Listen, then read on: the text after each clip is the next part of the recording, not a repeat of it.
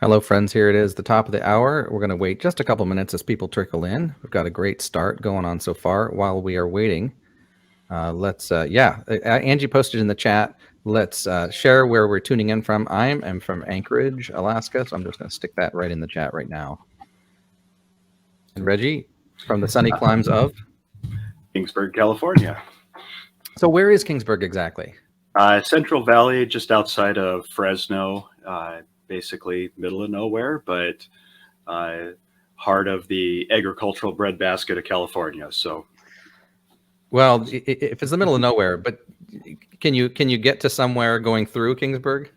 Yes, we're within an hour or two of the beach, the ocean, or the mountains, a baseball field, a football game, whatever you want to go to. Disneyland's 3 hours away, so if you don't mind hopping in a vehicle, you got me beat on that. Yeah, I am close to the mountains, but I cannot get to Disneyland in 3 hours. Yeah. My counterparts, most of the my coworkers here at Adderlow Networks, which makes Preseem, are in Ontario, and I think our climate here in Anchorage is actually a little nicer. I've been to Ontario a few times in the wintertime and the summertime, and there are definitely some lovely times a year. But I kind of like being close to the water on the coast, that is, rather than the lakes. Yeah, I would agree with you there. Yeah. Well, we might as well get started because I want to hear a little bit more about your history before we even dive into Preseem. So let's just kind of introduce ourselves. I'm Jeremy Austin. I'm the Senior Product Manager here at Preseem. My specialty is Preseem Plus, which we'll definitely be talking about today. We can kind of think of that as the RF analytics side. I have a history in wireless ISP and ISP in general. Before I came to Preseem, I was a senior network engineer at a large tier 2. Kind of a regional multi-state provider with many thousands of fiber miles. Reggie, you're from California here. Tell me a little bit about this. Is Reggie Gierke. Tell me a little bit about your what Kingsburg Media Foundation is and how you ended up getting into this great ball of wax. All right, so Kingsburg Media Foundation, we started that about 12 years ago now. As a hobby / trying to help the community with needing some Wi-Fi at some of their events and being able to broadcast some of those events on live streaming back then. And as time went, we realized that what we had was filling more needs than just that. And the old saying is, you do it for yourself, then you do it for your friends, and then you do it for money afterwards. But hopefully the money's there, right? So as the years have gone, we've slowly grown from a group of volunteers to now we have 9 employees now. Congratulations. To make it all happen. And we cover about 300 square miles in our coverage area.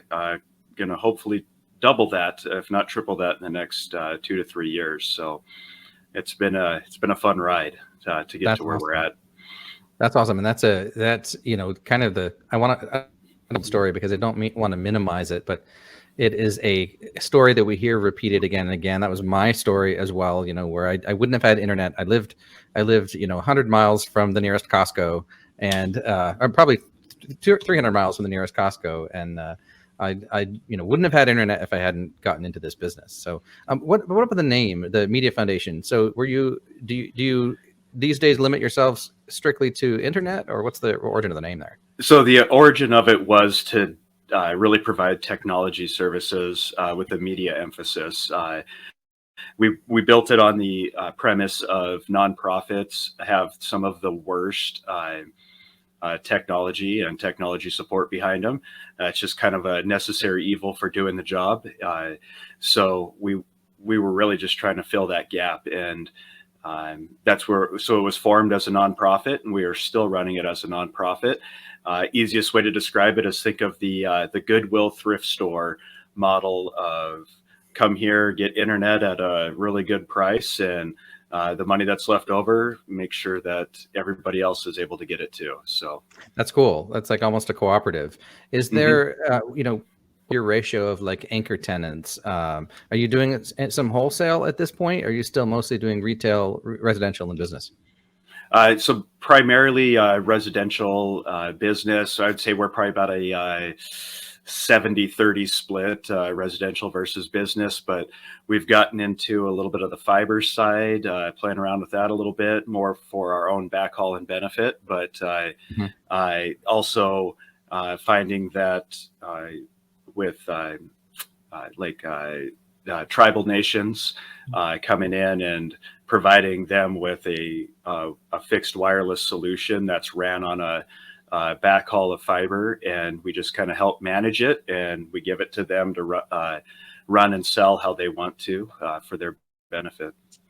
That's cool. Yeah, that's cool. You're really getting the full suite of, not just access technologies, but also, backhaul, and that's a really interesting place to grow into, because you've got some resiliency there, both just in terms of your business model, but also you're providing value at a lot of different layers in the community, in the communities that you serve there. So let's talk a little bit about, as you grew. So at a certain point, you realized that you had a problem, and Preseem was able to fill that problem. Let's talk a little bit about the problem first before we talk about the solution. All right. So, well, as anybody that's built one of these from the ground up, you're like, well, I'm only going to have 100 subscribers. So, Did you get any sleep? yeah, yeah. So when you do it from the ground up, you think, oh, I'm only going to need to prepare for 100 subscribers. So, we'll just throw one big subnet out there, and who cares about routing? We'll make it all happen, right? And we'll just give everybody, they can use as much bandwidth as they want.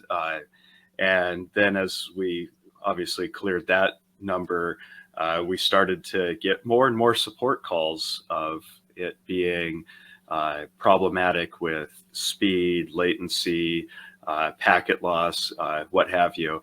And we realized, all right, so we outgrew our original network design, and we're not in a good position right now financially to completely rebuild our network. So what can we do in the meantime to solve that problem? And that's when we ran across Preseem. And believe it or not, it was reading all the recommendations within all the forums, the Facebook threads, all of that it came up so many times that I thought, well, let's dig into it and see what it can do for us. What's the worst that could happen? Yeah, it's true. Word of mouth has always been a really strong growth area for us. And I can, before I came to Preseem, I've been here about 2 years, but when I met the founders at Wisp America or Wispapalooza, I always used to just spend as much time as I could talk to them, saying, hey, you guys are really solving a problem that everybody has, even if they don't know it yet, and you're doing it in a really unique way. And so I was spreading the word long before I had any inkling that I would end up over here. So it's kind of really, really cool for me too. So tell me then, so you implemented Preseem. What size were you at approximately when you implemented Preseem, and what are kind of some of the immediate takeaways you got from that experience?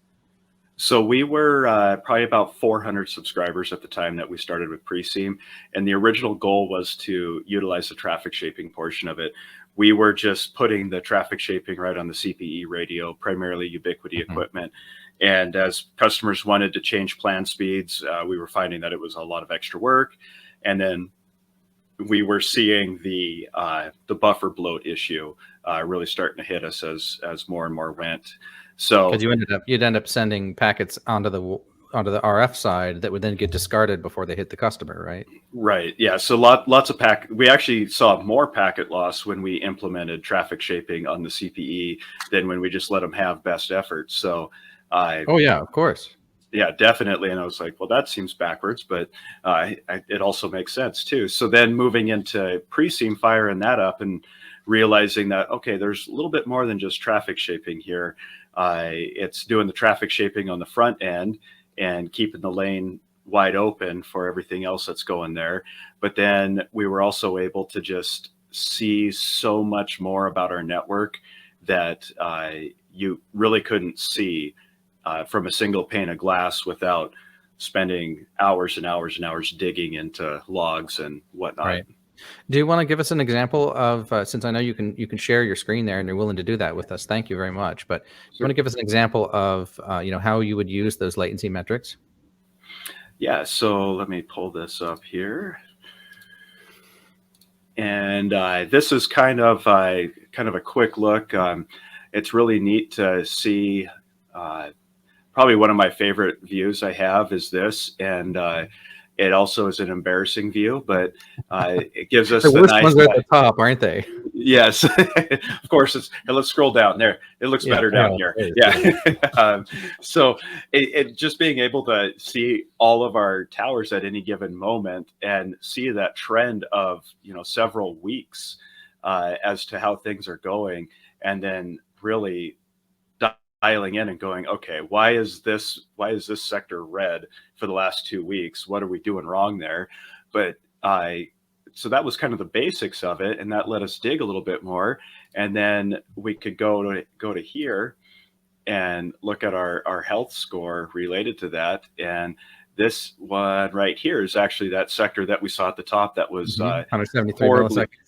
Yeah. horribly red, right? So 173 millisecond is our average subscriber on that, and we were like, all right, we could look at that and go, all right, let's try changing channels. Let's try, what else we can do here. And really the biggest benefit that we saw out of it is it was a constant guess as to what is causing this to happen. And now with Preseem, we can look at that and we can go, oh, well, we're oversubscribed by at least 9 subscribers. So that's definitely not helping. And In real world capacity. Yeah, and real world capacity. And it's just obviously our RF was fine. We didn't Right. have an issue with an interference problem. But That was my question. I was going to say, so I see that Yeah. crowd there. Is that just simply that's like your most busy tower? Or do you have any, and sometimes you have self interference, you get to a certain size, going Right. back and looking at those latency data. And that was my guess was that it's not interference because it looks like there's some APs on that tower that are doing really good. So yeah, it's definitely an oversubscriber standpoint that we see on that one, and it's helping us realize, wait a minute here, we've got far too many people on these handfuls of sectors. Either we deploy more sectors, or we find a different technology to use to solve that problem. And really, a good way to look at it is this tower, for instance. While this doesn't look terrible, we're only getting a few yellows. We were able to see that maybe we have a hardware issue here. This was running really old Ubiquiti AC lights on as sectors, and we switched them over to Ubiquiti's horns that they have now. And you can see since then it's been green. So that helped us figure out it was not necessarily a subscriber or an RF issue. It's just the hardware just wasn't built to handle it. The demand that you had today. Right. Yeah. For the demand It's really that built into that. Interesting kind of, it's not just a once on install greenfield engineering process to design a network, but this is like when you think we're going to design a power feed for a house, or water demand for a neighborhood to pull in another utility there. Like, it's pretty easy to understand, and people aren't going to be using dramatically more water from year to year. Whereas internet, we expect 17 to 30% growth every year. Like, how do you plan for that? This is that's a really good point. I mean, looking at it and seeing just some of our areas that are just really just oversold, for a lack of better terms, helps us focus on, all right, we got to tell the sales team to slow down a little bit in that area in the meantime. Right. Otherwise, yeah, we're bringing in more money, but we're going to lose more customers than we can bring in. Let's talk a little bit about that. So now that you mentioned in the sales process, where before perhaps you didn't have an easy way to understand how much oversubscription was occurring, and I see you're pointing there at the subscriber capacity numbers. So do you have like a sweet spot that you're aiming for, or are you just trying to keep things in the blue or the green? What's your trying to keep?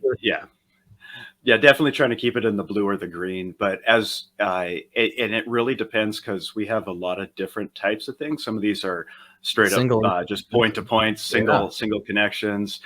Some of them are, we can look at this and go, okay, we've got this sector that's setting on this tower right here, and I've only got 3 connections on it, but I could really add 15 for a capacity. So let's look at where that sector's pointing and then I'm going to send the sales team out to go, all right, you go find me 12 more subscribers we can connect to that sector, and utilize it so it's not a sector that's sitting there really not doing anything. Right. Yeah, I think we'll be bringing out our 2022 fixed wireless report, and one of the numbers we've seen that stayed almost constant over the years is like the average number of subscribers per AP. Like, you do have some sectors in those busy areas that are going to continue to grow, but you also keep expanding your network too. So when you expand the network, now you have some empty sectors that kind of counterbalance that. And finding the exact right number of how many APs to deploy, and in particular, you're making projections on how many people you can connect on those. It's really, I think it's got to be really helpful to be able to see those in terms of real subscriber numbers today. Right, and then it's really helping us out as we see. There's definitely hardware limitations depending on what hardware you're working with as to how much capacity you can get out of them.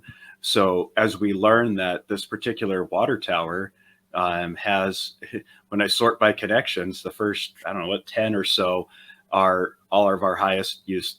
Right. So do we now look at, all right, maybe Ubiquity AC Gen 2 on a sector's not even, or on an RF Elements horn may not be a viable option there anymore. So do we need to go to a higher capacity setup, like a CBRS type setup, or a millimeter wave setup if the clients are close enough in, and looking at it that way. So that's fantastic. So let's talk a little bit about the RF score side in particular, because I see like these have got fantastic numbers. You're clearly managing the value of your network very carefully, because I like to say, what you sell to what the customer thinks they're buying is bits, but what you actually sell them is airtime. And you managing that RF score and that RF quality, which makes the score, is critical to actually preserving the value in your network. So, and in general, it looks like I'm looking at the top at the cards there, and it looks like most of your RF is really pretty good. You've got a few APs that are in the warning, but only one that's in critical. This is really great. So, can you tell me a little bit about your process to find these areas where you can improve, and then how you make decisions on what to improve? Okay, so as talking about RF score, it's nice because I can click on critical there, and it's going to tell me there's nobody attached right now. So yeah, there's nobody connected to it. So why does it have they may just not be. I don't know. That's an interesting one. Offline. Yeah. It must be offline. Exactly. It's really interesting. Once you get to the point where it's so critical that you fall offline, then that's exactly what can happen. Yeah. Yeah, that's what we're seeing is, well, that guy's doesn't even have internet. It's so critical. But then, so looking at the warning ones, we can go here and some of our highest ones listed here. So this is like just marginal. It looks like latency is still pretty good, and your health score is overall good. So you're clearly not you're not stressing that out. So would you be kind of sitting and waiting on those then? Yeah, those I probably wouldn't worry too much about. Maybe this one right here. That's we're looking at the health score overall. Yeah, looking at all of it there, and then also watching the latency. But it really gives me an opportunity to go, all right, yeah, these are in the yellow, but overall, not too much to worry about there. This one, I might look at why I have 3 connections, and 3 connections are my capacity, when that really should be much better than that. So that's going to give me something to look at. But then as I get down here a little bit further, and I see this is actually an old sector that we decommissioned that's still showing me some data. But this particular LTU setup here, I got a lot of red and a lot of yellow. So it's time to start digging into why this guy is not performing as well as it's supposed to. Yeah. And it looks like poor RF performance. I'm looking at the diagnostics there, just in general, So let's talk about that a little bit. Now you've decided, okay, there's an RF problem. And we talked previously about making RF changes to handle, reduced capacity. Like, you need more capacity. We just have to come up with spectrum somewhere. So either radios that you more efficiently use that spectrum, or maybe we start reusing that spectrum more with narrower beam widths, as you did in the case of the horns. But let's imagine that we're not taking any of those approaches here. What's your mitigation plan here? So what I'm going to be looking at here is, why is my RF so poor here? And it may be as simple as looking at the individual subscribers and seeing what's going on there with them, but really looking in, not finding the one I'm looking for here, but there's the, you can see how much airtime they're using. Yeah. Yeah, it's the airtime. So we're definitely pushing the airtime abilities of that, and what's causing that airtime to be so high. See, uplink usage was really high there. So very likely you had a user with poor RF that's doing a lot of uploading. Right, and then that might come down to looking back at that particular one, and I want to pull it up because this is actually a really good example of why. Come on, whoop. Let me go there. Okay, so we're going to be looking at the throughput characteristics for this AP, right? Right. So now we're seeing that the latency is all over the place, but the one I really like to look at is there it is. There's that upstream bitrate pegged right there. There's that big somebody decided to do. I'm gonna guess maybe got a new iPhone that they wanted to do something with there, but we really see the retransmits and seeing how bad, really honestly, how bad the retransmit is. There's going to be a little bit of retransmit. We all know that, and keeping that as low as possible is what it is. Well, within reason, yeah. Some loss is good. Yeah, some loss is good. It's going to happen. Yep. Yeah, that's the filtering doing what it's supposed to do and whatnot. But really, I know from experience that a lot of my issues with this particular AP is not a issue with it's what I'm looking for, with RF, or an issue with being oversubscribed or interference, but it's actually in a very heavily treed area. Line of sight is an issue. So there's a lot of packet loss and a lot of retransmit that comes from that. And therefore we know that lots of, the more and more you put on it, the worse it gets. It's that snowball effect. So that actually helps me about what level of signal, but essentially what level of deterioration of the network you're going to be able to sustain in that given area, right? Right. And that's going to definitely tell me that, okay, LTU might not be a good option in that area because of the tree issue. It may be time to start looking at a CBRS solution or something else to solve that. Awesome. So, and Angie's posted in the chat here as a reminder, please use the Q&A to ask any questions that you might have. We will definitely tackle those during the presentation and afterward as well. So please post your questions there. All right. So we looked at this from kind of the tower angle and the access point angle. Can we look at this from the subscriber angle? Like let's say that you have a customer calls in and maybe they have a quality of experience problem that they're experiencing. What would be your workflow for determining whether or not it's something that that Preseem can tell you about, for example, and what can Preseem tell you about it? So I'll use an example of a support call we actually had this morning. This particular customer calls in and says, hey, my internet is running extremely slow. I can't get it to do anything. It won't open websites, what have you. So we're able to pull up that particular customer, and latency pretty high. Yeah, latency is a little bit all over the place here. And we can see what subscribe plan they have. So that helps us with knowing what we should be able to see down here. But for a 10/5 plan, we do actually see a pretty heavy usage. She's getting what she's paying for most of the time. She's getting what she's paying for. So is it slow because of the the user's actual use, or is it slow because of a different issue? And it's kind of nice because we can actually look at this and go, okay, this particular, the yellow line is our router, our customer router. The blue line is our actual backhaul of the CPE side of it. And I can look here and I go, okay, well, there's a little bit of retransmits going on this router. Actually, quite a few of the retransmits are happening on the router versus on the CPE.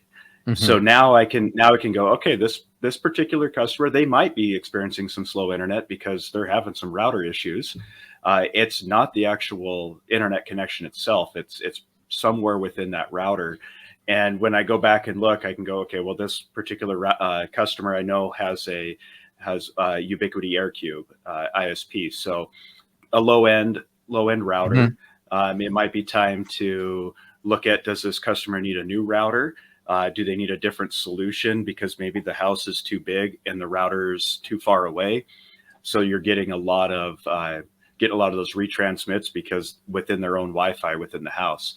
So it really helps us diagnose. And worst case scenario, when that customer calls and says, I'm never getting that 10 megs a second that I'm paying for, well, I can take a nice screenshot of this and email it to them and say, actually, it's been working quite well for you, but there's more we can do to make it better.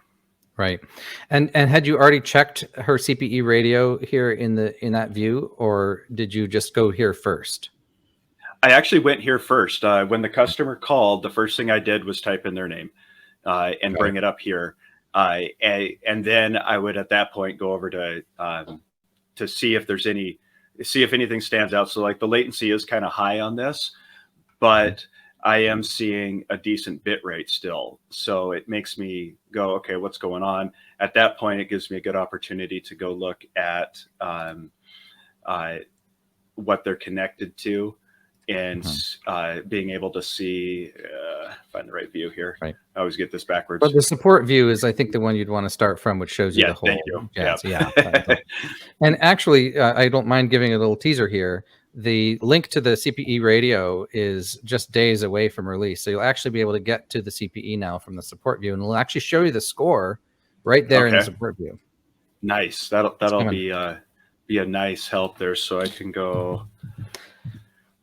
Spoiler alert, her RF is not fantastic, but is also not that bad. Yeah. So it's consistent with what you were discovering as well. Right. So it's what's causing it? Is it the customer's router? Is it something within that?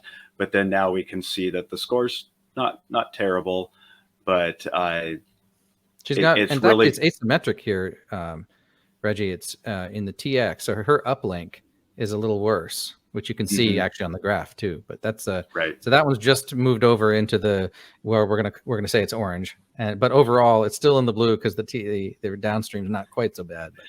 Just working well enough, yeah. And this particular customer is actually on a repeater that's off of another repeater. So there's a couple layers of wireless bridging to get to this. So that's probably where we're seeing the latency. While she might have a great connection to the tower she's connected to, is the latency being introduced by the backhauls that are getting to that tower. Fantastic. So it sounds like this is really helping you very quickly make decisions about, how to take care of that customer. We talked about the network planning side. Are there any other general uses? We talked about the sales, We talked about the sales side. What are some of the other kind of strategic ways that you're using Preseem and the Plus features, for example? Well, being able to look at, let's grab this. So we have subscriber capacity. Excuse me. Looking at, let's grab one that's in a pretty rough shape. So we can actually grab a sector here, and we know this one is definitely oversubscribed. And that's what's causing it a lot of our problems. It's driving the latency up. Yep. But can we do more with this particular CPE to solve that problem?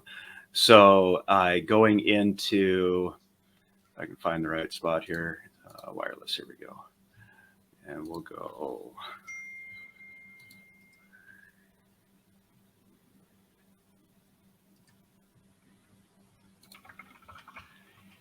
there's some, yeah, you can see the latency is a little rough there, but there's more we can do within this once it loads. Come on.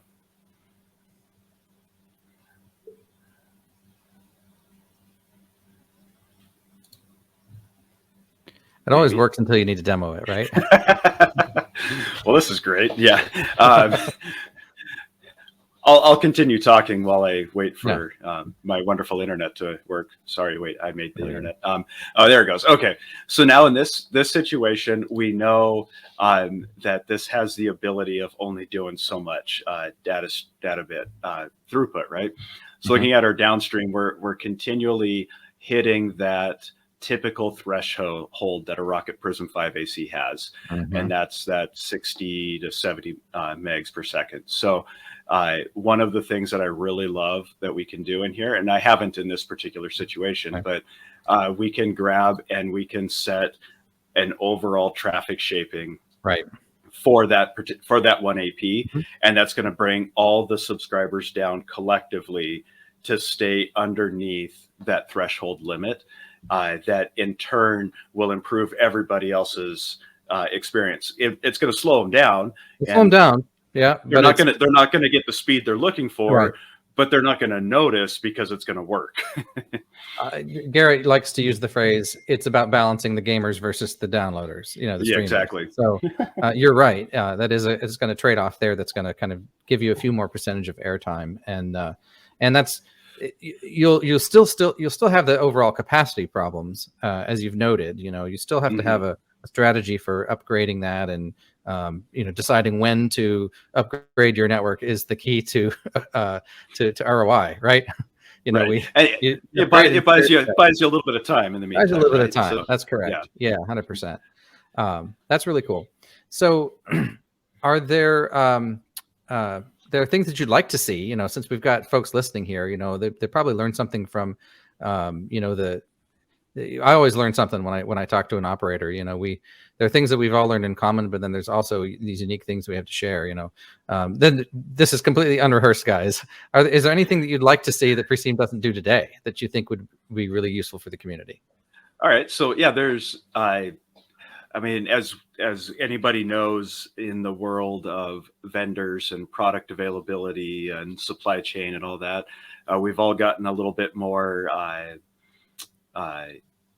adaptive to finding the equipment that we need. And before you know it, you end up with 5 or 6 different vendors, hardware vendors, and you're trying to make them coexist with each other. Oh, and then you're also trying to get a network management system that can handle all of it and what have you. So I know Preseem does a good job of, you send them a message and it goes on the list, and they start interacting with that vendor to get those things built into it. But really being able to have that vendor neutrality, with whether it's an API which I know you guys have an API for this, but a way that we can grab pretty much any manufacturer or any software platform for NMS and very quickly and easily integrate it on our end. Thank you. Yeah, that's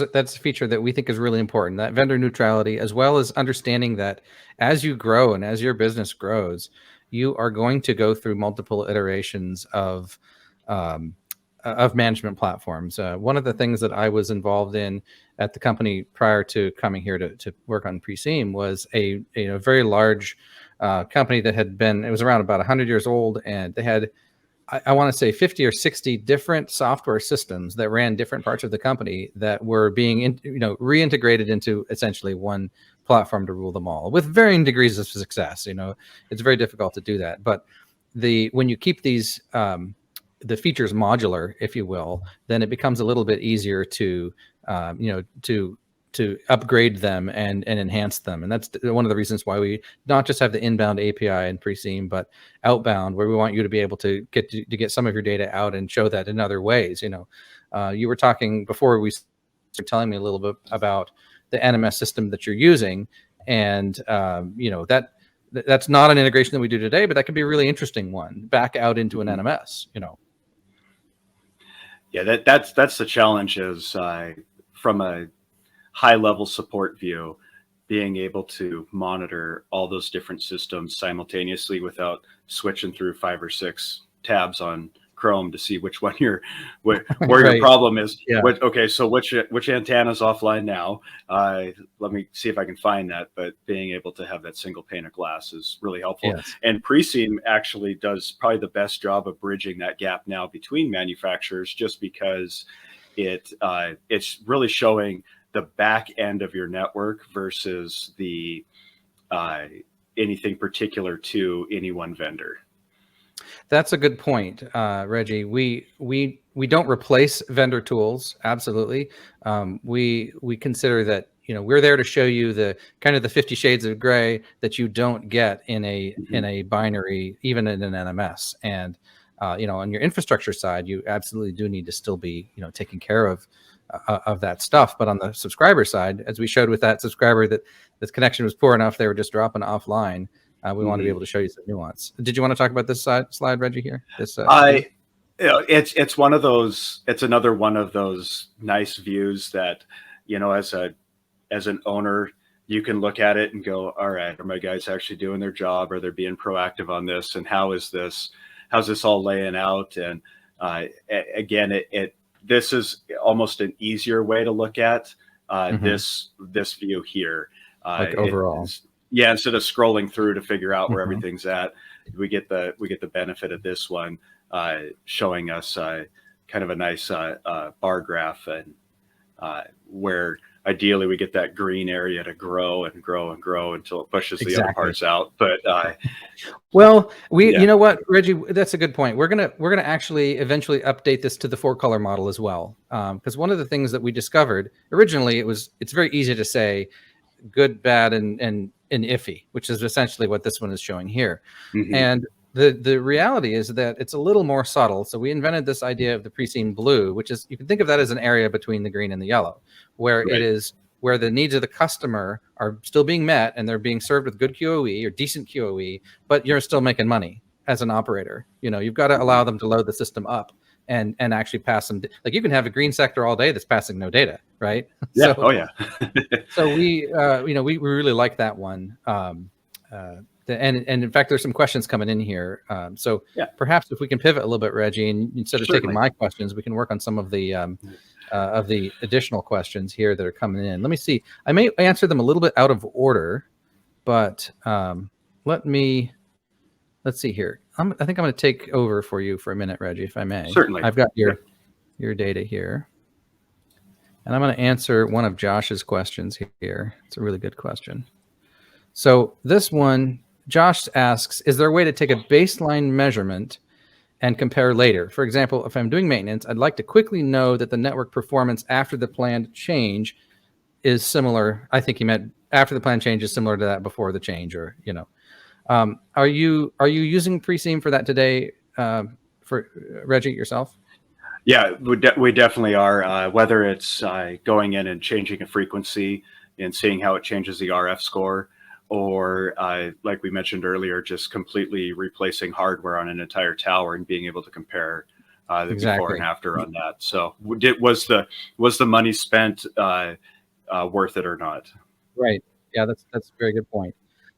In terms of like quantifying the difference, which perhaps Josh is asking, we don't really do that today. There are some ways in which you could kind of take a measurement yourself, and we've seen customers do this. We've done some proof of concept of this. I'll actually share here.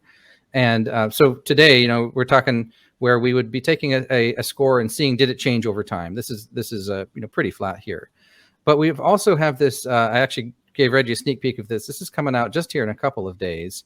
The concept of actually a trend indicator on this. So not just is it good, but is it getting better or is it getting worse, for example? So I could say, let's take a look at all of the subscribers who have a business value score that is warning or critical, and they're going down fast, for example. It's probably won't be very many, just 39. So just a few, just a few here that are getting worse. So that and in fact, we've done some kind of spot checks of these, and in some cases, this is you look at the graph, and the graph can kind of be all over the place, and because people's behavior changes, it's hard to tell whether the difference that you made made an improvement or a regression. So we think these trend indicators are going to be really helpful on that side. So I would say, but definitely looking at the charts, the trend indicators, and then there's a third one, which we've seen some customers do, which is if you take a point in time snapshot by exporting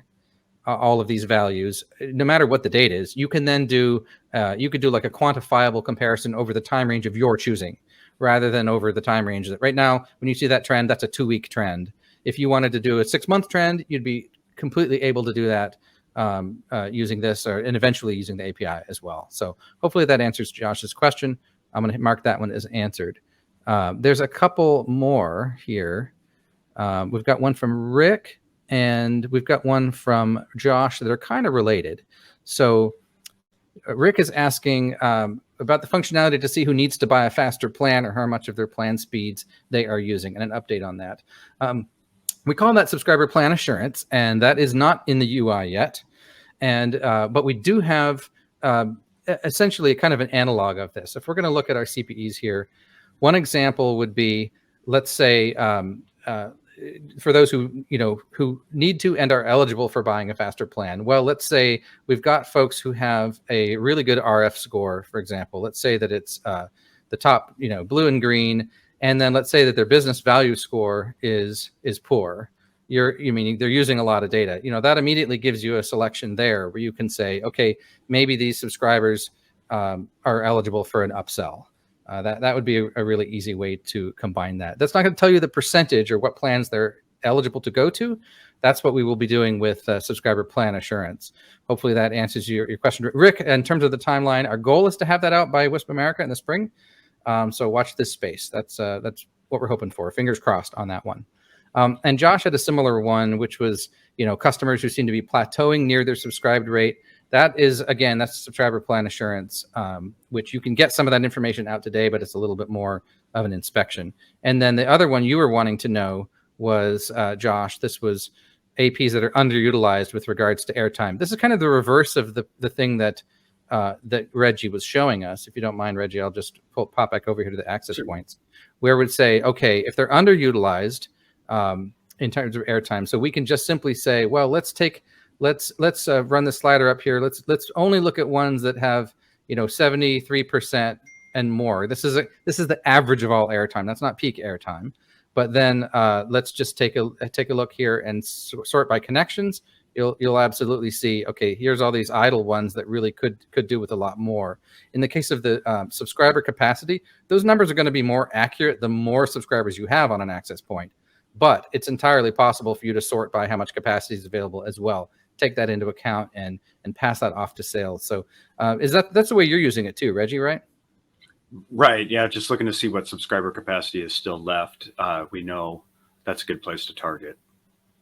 One thing that I did is that you'll see in the upcoming report, just in terms of models in general, is if you combine those two numbers, the number of subscribers that are radio, technically this is radios connected, this isn't subscribers, but for the moment, let's pretend that it's subscribers.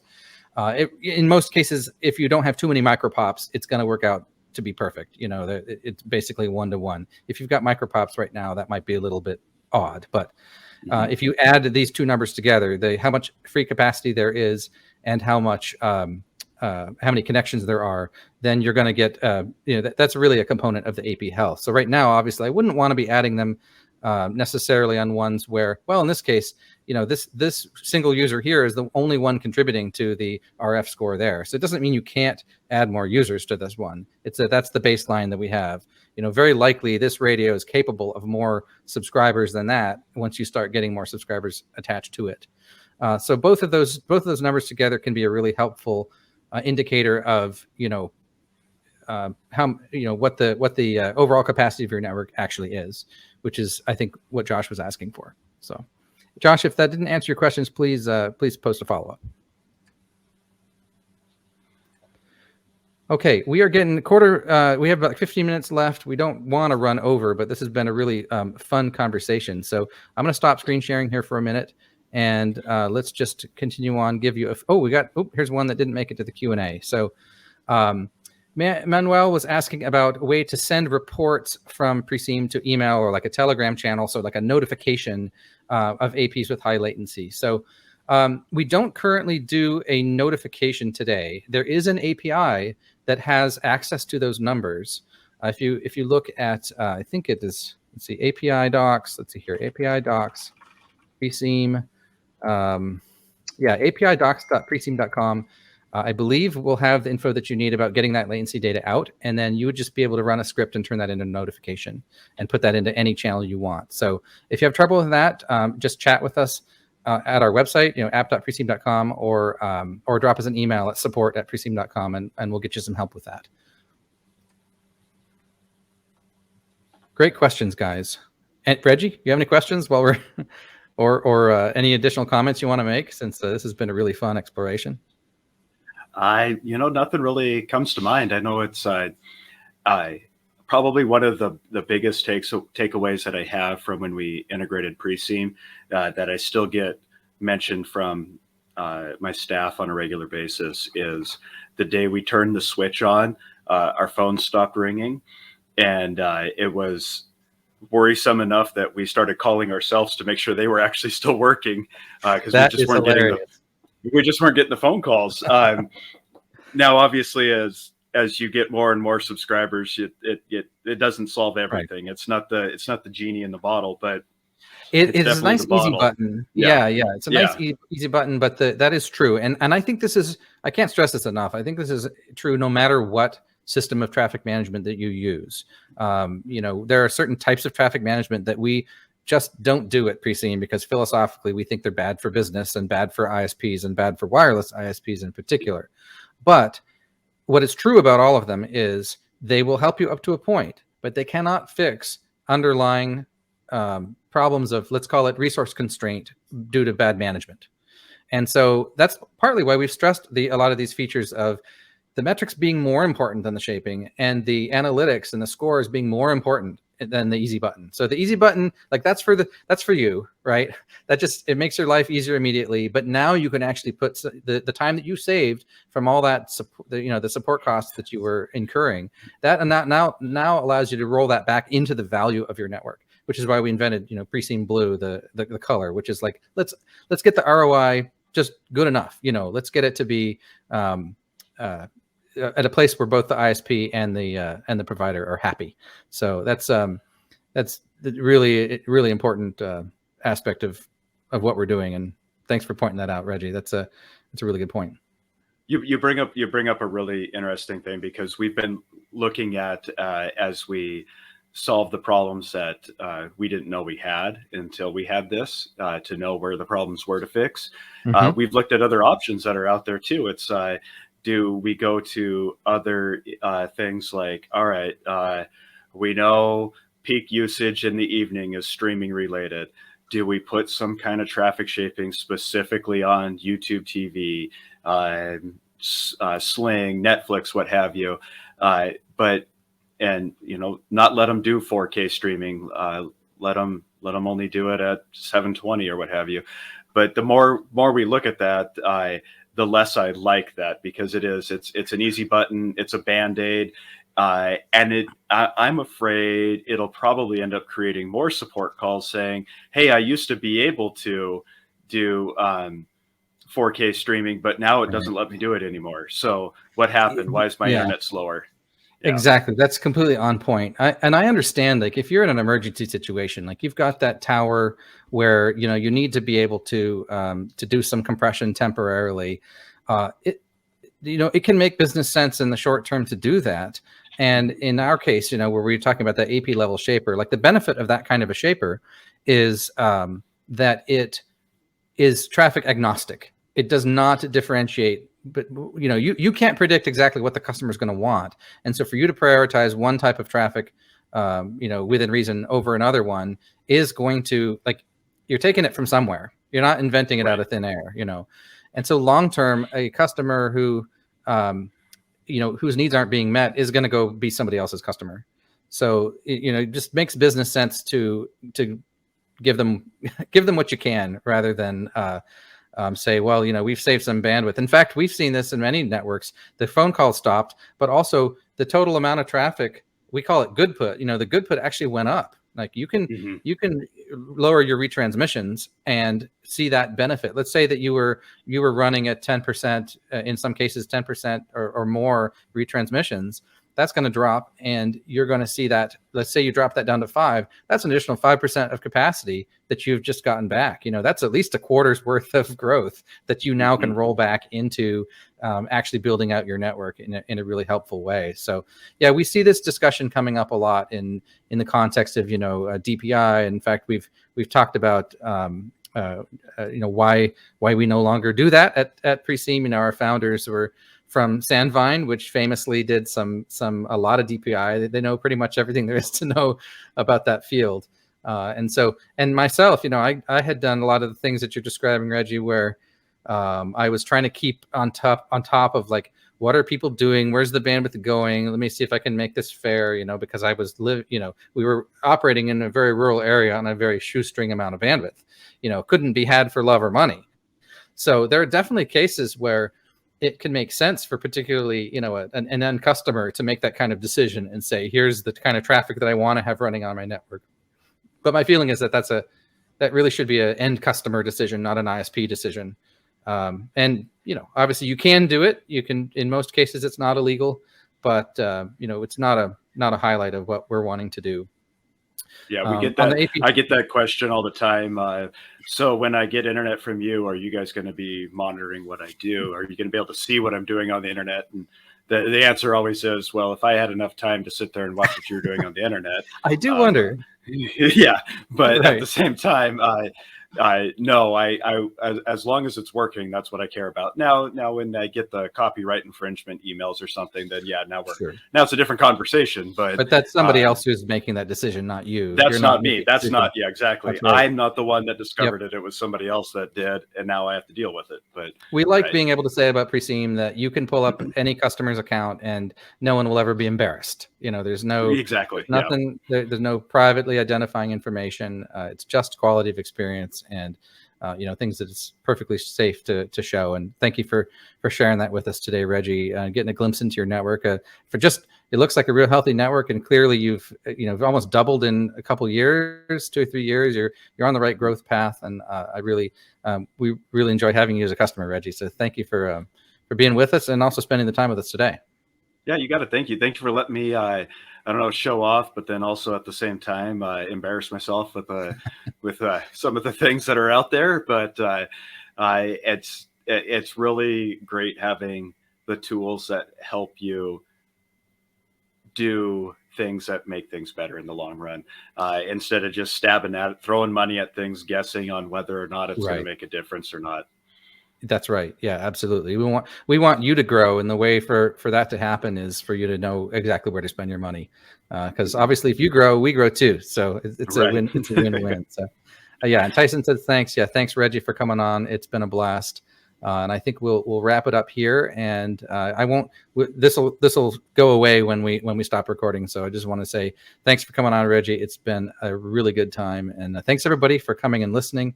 We had a really good turnout. I know this is Thanksgiving week here in the States, so please have a happy holiday with your family or your friends or whoever you're going to be with, and don't eat too much and just have a really good time. Appreciate it, everybody who showed up. Thank you. Thanks, Reg.